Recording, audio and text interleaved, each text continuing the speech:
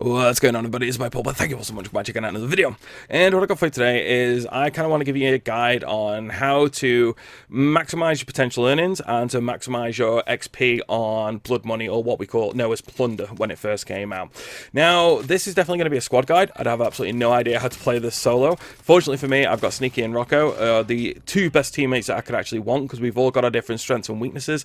We'll bounce off each other very well.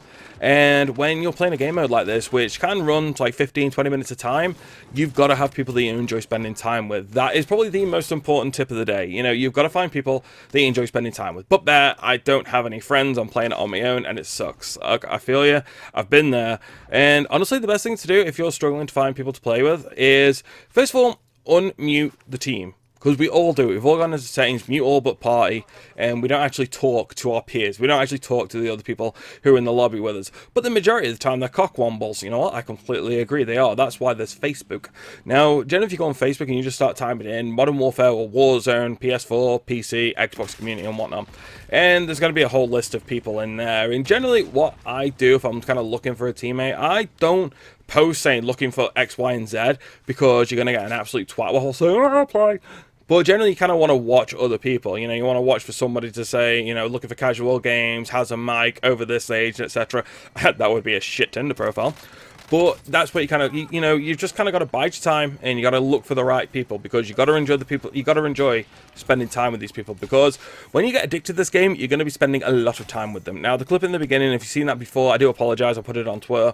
But at this point in time, whilst we're under lockdown, I have plenty of time to get gameplay. But I know when all this ends and I go back to work, that free time is going to become a finite resource. So I have a lot of gameplay now, but I'm still holding on to it for as long as absolutely possible, especially if we're going to want to get a Warzone video out every week. So, the tips on Plunder.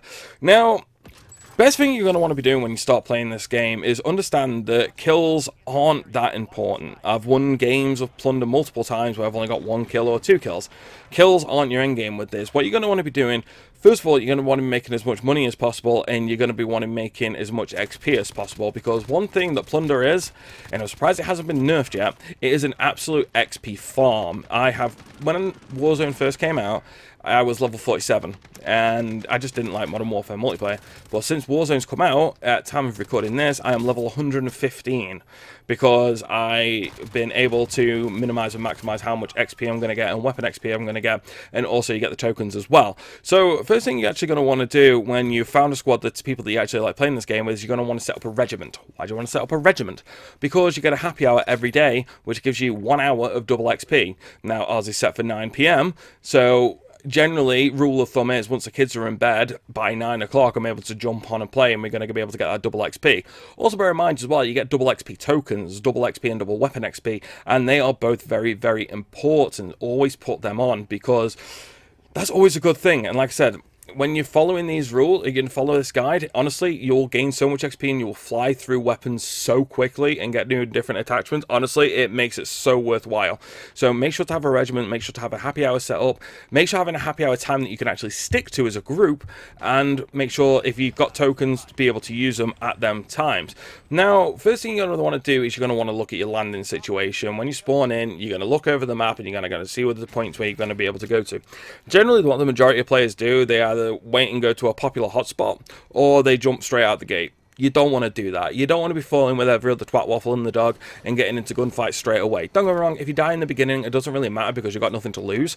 But it doesn't really gain anything either, because you kill somebody else, again, you're not really gaining anything. You might get an armor pack or the gun, and that's going to be basically about it. Now, you're probably thinking, well, you know, what you're uploading, you're generally just going for kills. Yes, because this is YouTube, and kills look sexier than doing contracts, because that's what you're going to want to do. You're going to want to do contracts. Which contracts? Good question. I'm going to tell you. You're going to want to go for the scavenger, which is the magnifying glass. You're going to want to go for the recon, which is the flag, because there is a bounty as well, but the bounty targets, for me, I have never had good luck with, because they either had somebody else get killed by them, which you still get some reward for it, but not much. You get in a gunfight when you're not really suited to get yourself into a gunfight and put yourself in a bad situation and potentially lose, and then they're going to gain all of it. Or you're not going to find them at all, and they're going to benefit from that, because they're going to get a reward from that. They're going to get money and they're going to get XP, and you're going to be contributing to help them potentially win that game. So I generally like to avoid the bounty targets. So yeah, we want to go to a secluded part of the map. You generally want to go as, what we do is, as a team of 3, we'll look at 2 contracts and we'll look for a vehicle. One of us lands on a contract, starts that one up. One of us gets a vehicle and either goes to a recon point or goes to a scavenger point. In which case, the other player who's got the contract originally is trying to go to whether the scavenger point is accordingly, or maybe start looking for the next contract to start elsewhere. Because at the beginning, especially if you're secluded, you kind of want to spread out a little bit, not too far away, just in case something goes south that you can't kind of come together and form some type of megazord of gunfire. But you want to be doing different things, because it's very important to get on these contracts as quickly as possible. Not necessarily to just gain a lead, but just kind of get some money in the bank, and just so you know what you're protecting. And you can also kind of gauge the scope of what the enemy team's doing. Now, when it comes to the scavenger contracts, you're going to have 3 crates dotted around the map. They're generally within about 200 meters, 250 meters of where the original crate spawns. And the 3rd crate, the majority of the time, generally spawns from where it spawns in the same area that the original crate started from. So it's generally a case of going from one point and then further up, then coming back. So it's always a good idea to have whoever started that contract stay roughly in that same area, and then having a teammate go, generally the one with the vehicle, going and picking up the other points. And then with the recon, it's always a good idea to just, generally, rule of thumb is, we usually like to have 1 player to go and actually capture that. It's going to take 30 seconds on your own, but bear in mind, it's also going to set up a big flare, making everybody aware of where you are. It's very few times that I've had people notice that and kind of come over and give me a hard time, but it could potentially happen. It's always a good idea. Like I say, I always think it's the best way is to just send one and have somebody else having another contract ready, or somebody else going through looting, because looting is so important in this, just to be able to maximize money elsewhere. Every time you do a contract, generally you're going to get 60 grand. That's generally where the point is. And you're going to get 60 grand and you're going to get 500 weapon XP. Yeah, 500 weapon XP is a lot. Bear in mind, the first 20 levels for every gun is usually 1000 XP per level. So you put a double XP on, you're going to be looking 1 contract, which doesn't take long at all, 1 level of gun. Or when you haven't got a double XP token on, 2 contracts and you're up a level. So you can kind of see how much XP you could be potentially maxing out here at a time, especially when it comes to your weapons. It's so important, if you've got them, to use them double XP tokens. Honestly, it's unreal. So there are also different points around the map where you're going to notice you're going to have highlighted enemies. You're going to have your top earner, or the person who's currently got the most money on them right now, or the guy who's earned the most money in the game. There's generally a couple of the higher up earners, or in the top 3 teams of earners, and they're going to have a great big red marker. They're going to have a great big red target on the back. Generally, unless you're having a bad game, I would leave these alone. It's generally a good idea. Like, if you've got money to lose, because bear in mind, every time you die, you lose half your money, and they can quite easily pick that up. And that's one of the great things about Plunder. It's so high risk, high reward. Generally, I avoid gunfights unless it's early game, or unless I've got to engage when it's absolutely necessary. Because, yeah, if you've got nothing to lose, or you've been team wiped, or you're having a bad game, you can kind of see them top earners, or the people with the most amount of money on them. And trust me, I've done this a fair few times myself, where you kind of just got on there and picked on them, and just kind of got their money, and other people have kind of gone for them as well, and you've taken them out, and you can get enough money to earn a placement, because that's what we're going for here. You know, we want to earn the placements. Ideally, you want to win. Of course, you want to win, but every time we start a game now, we say we're going to get a placement, we're going to get put in that top 10, because that is a massive XP bonus. You also get a bigger XP bonus if you come in the top 5. You get a bigger XP bonus, you get in the top 3, and a bigger XP bonus if you come first. So again, these placements are the most critical thing. So yes, whilst we've taken into account that the different contracts that you're going to want to be doing, you've also got to take into account the vehicles. The vehicles are very, very useful, because they are overpowered unless you come up against a rocket or an explosive. Because the great thing getting you from point A to point B, and if you've got a good driver like I'm fortunate enough to have, you're able to fly through absolutely no problem, and it's very, very rare you'll get taken out. If you're going to see somebody else with a vehicle and you've got a C4 next, so if you've got a C4 handy, generally it's not a bad idea to maybe make a go for it. Don't stand in the way though, because they will run you over before you can react. But 1 C4, 1 rocket will generally take out a Jeep, an RV, or not a tank, or a big truck. So they are actually, whilst they're useful for being able to get around the map, they are really easy to kind of go in there and take them out and be able to take their money off them and go elsewhere.